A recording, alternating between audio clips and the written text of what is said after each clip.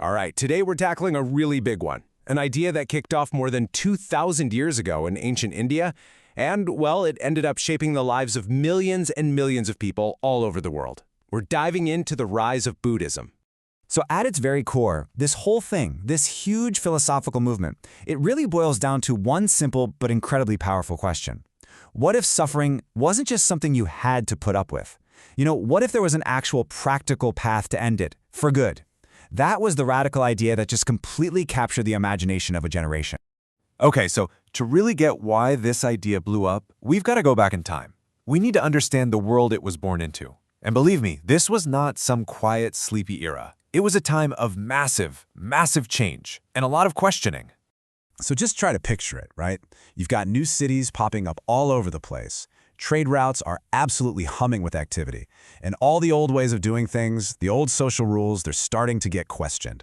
And whenever you have that kind of upheaval, people start asking the big questions, like what's my place in all this? And what's the point of it all? The ground was just perfectly fertile for brand new ideas to take root. Now, the main game in town, religiously speaking, was the Vedic tradition. And this was a world that revolved around super complex rituals. And here's the kicker. Only a specific class of priests, the Brahmins, were allowed to perform them. Your whole life, your social standing, it was all decided the moment you were born. It was a really rigid, highly structured system. And then, right into this mix of change and tradition, comes Siddhartha Gautama, the man who would become the Buddha. But here's what's so interesting. He doesn't show up claiming to be a god or a prophet sent from on high. Nope.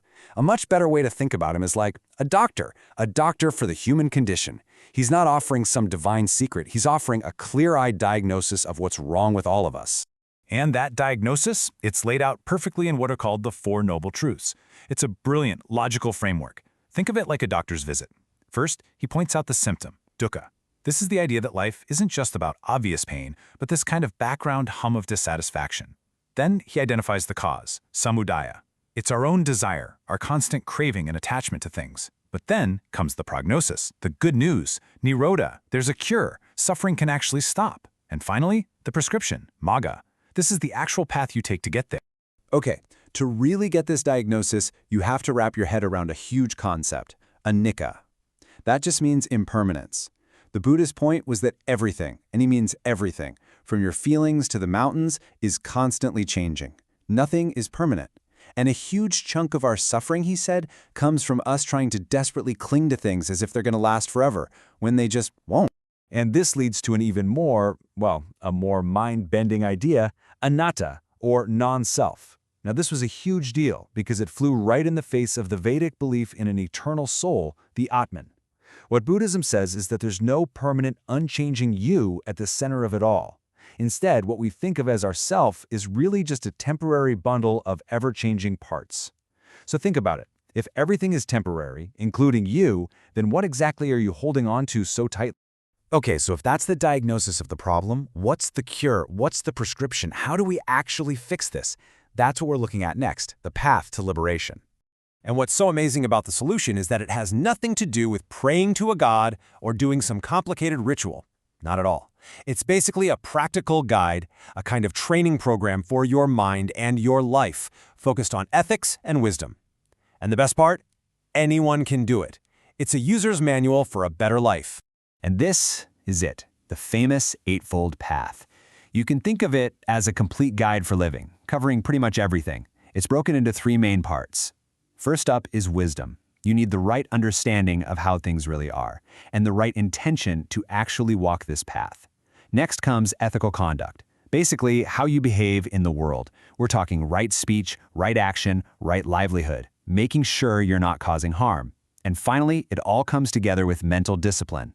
This is the training part, right effort, right mindfulness, and right concentration, all designed to sharpen your mind and set it free. But here's a really crucial part. This isn't a path you're expected to walk all by yourself. Actually, one of the most revolutionary things about early Buddhism was the community that it built from the ground up. This community was called the Sangha, and it was basically made up of monks and nuns who literally renounced their worldly lives to go all in on following these teachings. The Sangha became the living, breathing engine that would keep this whole philosophy alive and spread it for hundreds, even thousands of years. And when you look at it side by side, you can really see just how radical this was. Vedic society was all about rituals and your place in the caste system. Buddhism, nope, it was about your own personal effort, about meditation and wisdom. Your authority didn't come from your family name. The door was open to anyone from any background. And this is huge. Women, who had very limited roles in the old system, could actually become nuns and pursue their own spiritual liberation. This was a direct challenge to the entire social structure of the time. So, okay, you've got this powerful new idea and you've got a dedicated community. But that still leaves a big question. How does a small, kind of rebellious movement in one corner of India turn into a major world religion? Well, for an idea to really take off and go global, it usually needs a powerful backer, a champion. And for Buddhism, that champion turned out to be one of the most powerful emperors in all of Indian history, a man named Ashoka. Now, Ashoka didn't start out as a man of peace. Far from it. He began his reign as a brutal conqueror. But after one incredibly bloody war, he was just filled with regret. It was a turning point. He converted to Buddhism, and that single personal decision would literally change the course of history. He decided he was going to rule not with violence, but with ethics. And he didn't just talk the talk. He put the entire might of his empire behind his new faith. We're talking thousands of monuments and monasteries built all across his lands. He had Buddhist principles, things like nonviolence, tolerance, caring for people, carved into giant stone pillars for everyone to read. And get this, he sent missions to spread the teachings to places as far away as Greece and Egypt. Talk about foresight. It was really Ashoka's support that put Buddhism on the world map, transforming it from a local philosophy into a global religion. So when you boil it all down, the real game changer was this. Buddhism offered a completely different way of thinking. It shifted the focus from out there to in here. Liberation wasn't something a priest could give you through some fancy ritual. No way. It was something you had to find for yourself, something you had to cultivate through your own actions, your own mind, and your own wisdom. And that really leaves us with one final thing to think about. Here we have an idea born 2,500 years ago in a world in flux that grew powerful enough to challenge an entire empire's way of life. It really makes you wonder, doesn't it? What ideas are bubbling up right now, today, that are challenging the way we think, the way we live, and how we see the world?